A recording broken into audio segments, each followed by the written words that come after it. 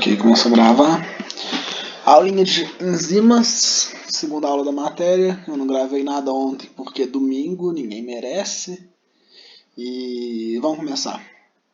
Basicamente, a gente tem que saber o que é uma enzima e qual é o seu funcionamento, e é isso que eu vou explicar nos próximos slides. Como eu disse na última aula, a maioria das enzimas são proteínas. Eu falei que muito da aula passada é importante nessa aula também.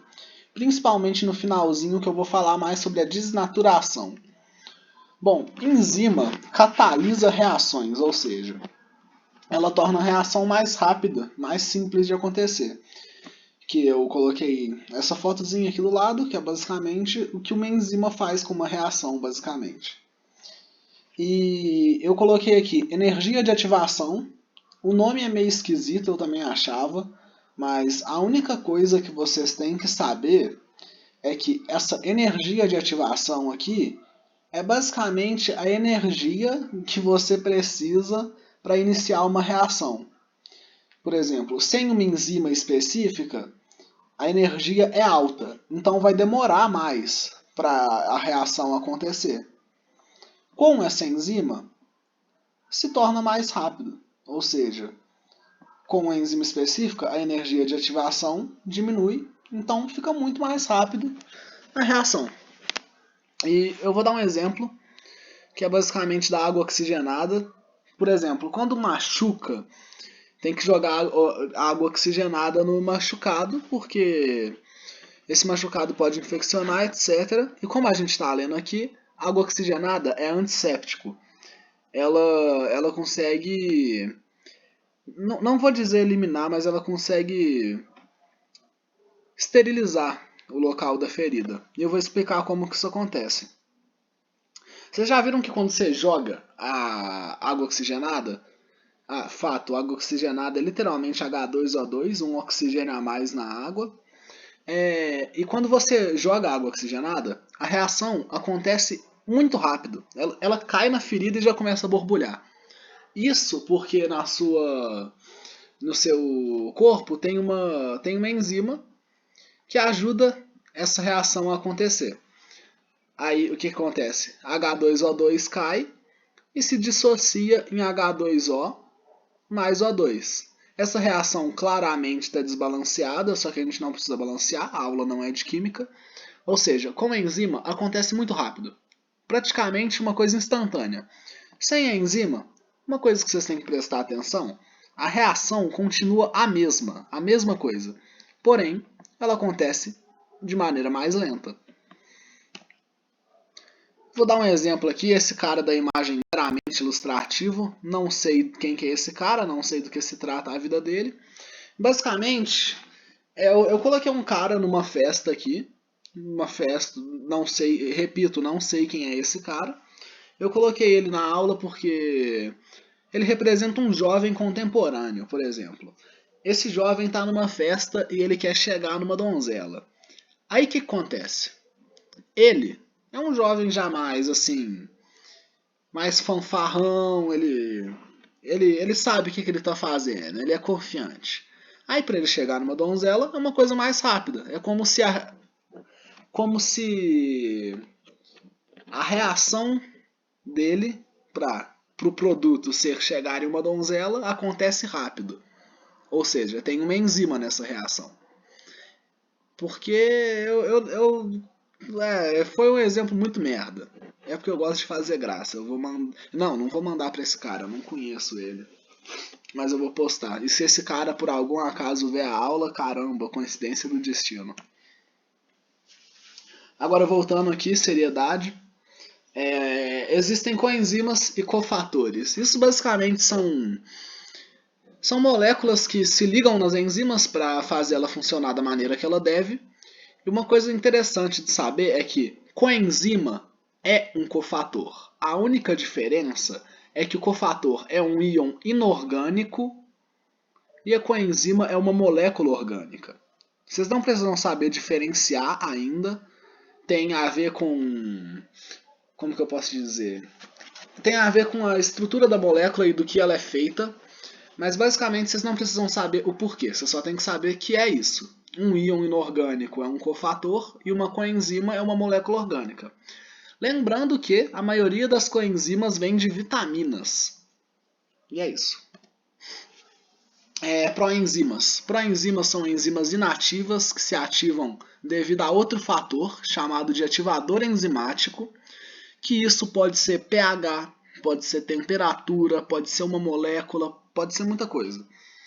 Eu vou explicar isso melhor mais pra frente.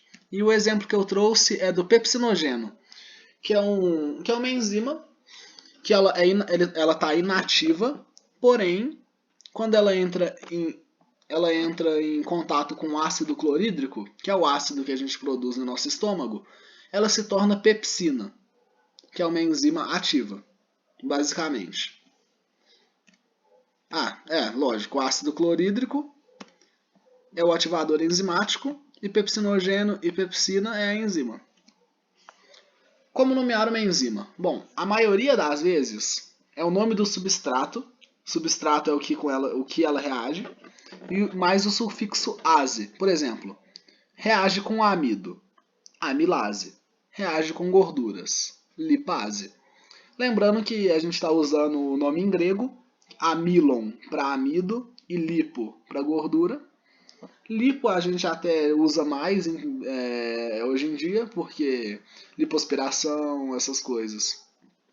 E lipoproteicas é uma palavra que a gente usa mais, então é bem fácil de enxergar. E existem algumas exceções, como é o próprio exemplo da pepsina, que eu mostrei antes, que é o pepsinogeno. A pepsina, ela não reage com... Como que eu posso dizer?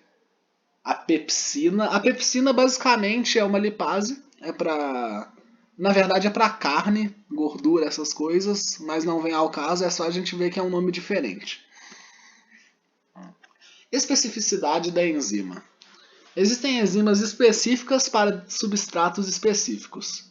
Como a gente está vendo aqui em cima, lembrando, a enzima não é literalmente assim, isso é só uma maneira gráfica de ilustrar, mais fácil. É basicamente um formato que se encaixa, um substrato com uma enzima. Tá vendo aqui, por exemplo, a maltose. Ela encaixa perfeitamente na maltase.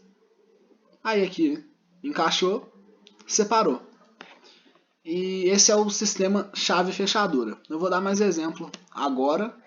Na equação de Michaelis, eu não sei direito o nome, que é basicamente isso. Enzima mais o substrato produz o complexo enzima-substrato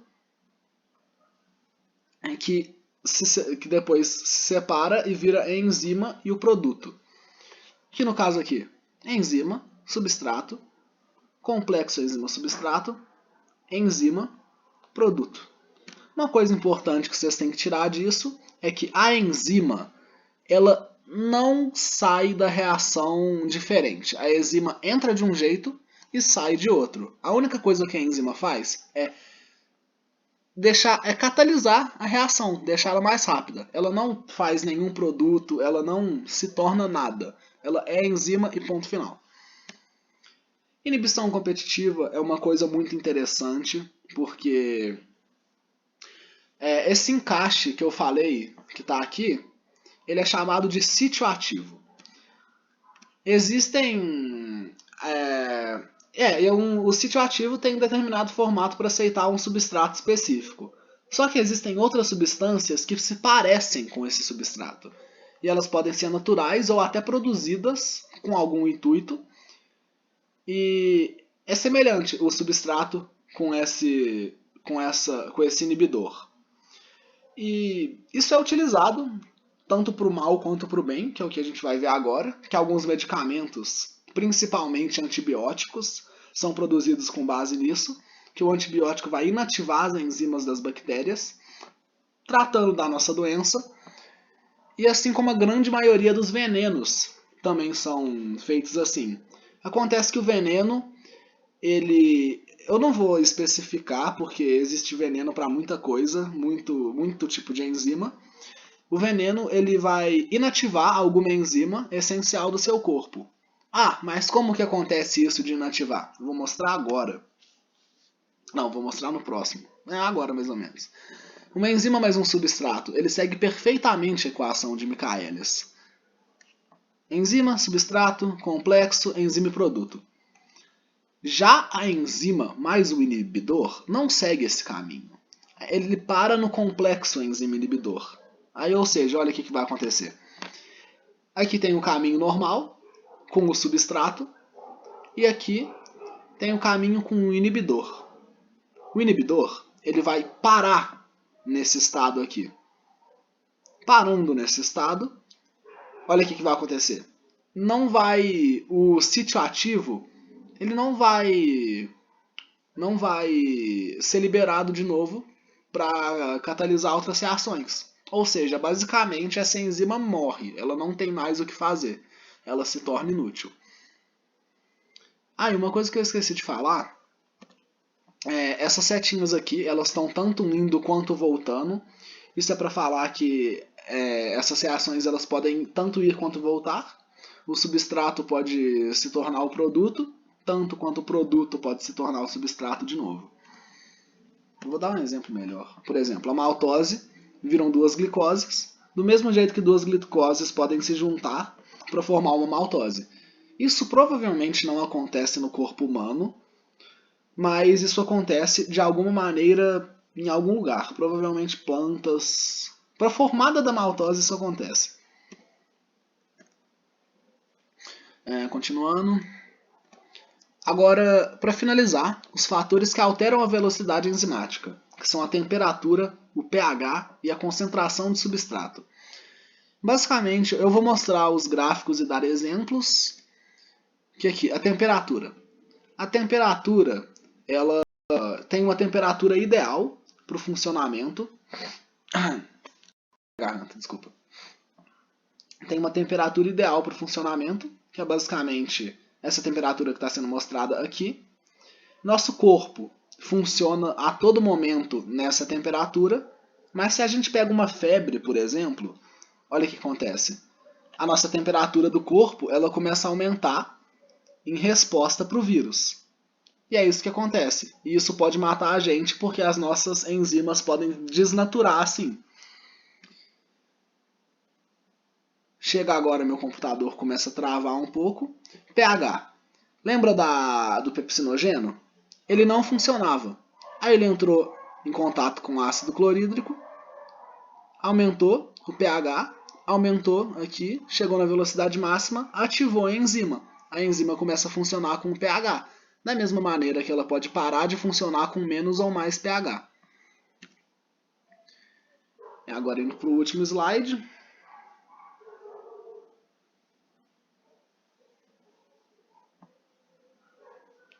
Ih, cacetada, travou. Eu vou explicar o último slide no Zap, porque tá travando meu computador, ele é meio lerdo. Mas é isso, gente. Obrigado. Até mais. Ih, cacetada, não parou, fudeu. Ah! Meu Deus. Ok, calma, calma, respira. Fudeu.